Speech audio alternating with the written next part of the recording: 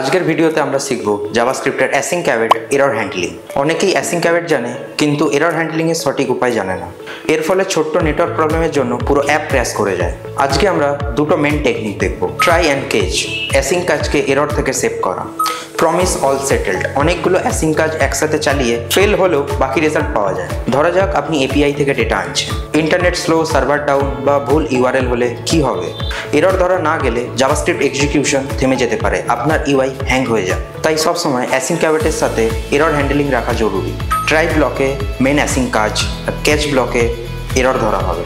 এই কাঠামো সব অ্যাসিং অ্যাওয়েট কোডে কাজে লাগে। আমরা এপিআই কল করছি, কিন্তু যদি সার্ভার থেকে 404 আসে বা রেসপন্স না আসে তাহলে সমস্যা হবে। তাই প্রথমেই রেসপন্স ওকে চেক করা দরকার। এখানে আমরা ম্যানুয়াল এরর থ্রো করছি, ফলে এই এরর ক্যাচ ব্লকে ধরা যাবে, আমাদের কন্ট্রোলে থাকবে। এই প্যাটার্নে আমরা সার্ভার এরর বা নেটওয়ার্ক এরর সেফলি ধরতে পারি আর ইউআই ক্র্যাশ না করে ফলব্যাক দেখাতে পারি। ধরা যাক আপনার ড্যাশবোর্ডে একসাথে 5টা এপিআই কল করতে হবে। যদি প্রমিস অল ব্যবহার করেন আর একটা যদি ফেল হয় তাহলে পুরো প্রমিস চেন ফেল হবে। অনেক সময় আমরা চাই ফেল হলেও যেগুলো সাকসেস পেয়েছে তার ডেটা পেতে। এই সব প্রমিস শেষ হওয়া পর্যন্ত অপেক্ষা করবে, তারপর প্রতিটি স্ট্যাটাস ও ভ্যালু এরর জানাবে। ফুলফিল্ড মানে কাজ হয়েছে, রিজেক্টেড মানে ফেল।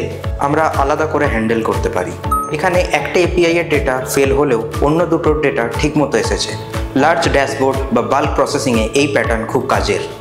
আজ আমরা শিখলাম অ্যাসিং অ্যাওয়েটের সাথে ট্রাই এবং ক্যাচ ব্যবহার করে কী করে অ্যাসিং কাজকে সেভ করা যায়। ফেল হলেও প্রমিস অল সেটেলড ব্যবহার করে একাধিক অ্যাসিং কাজের রেজাল্ট পাওয়া যায়। এই প্যাটার্ন ইউজ করলে আপনার অ্যাসিং কোড হবে আরও ইউজার ফ্রেন্ডলি। ভিডিও ভালো লাগলে লাইক, শেয়ার, সাবস্ক্রাইব করতে ভুলবেন।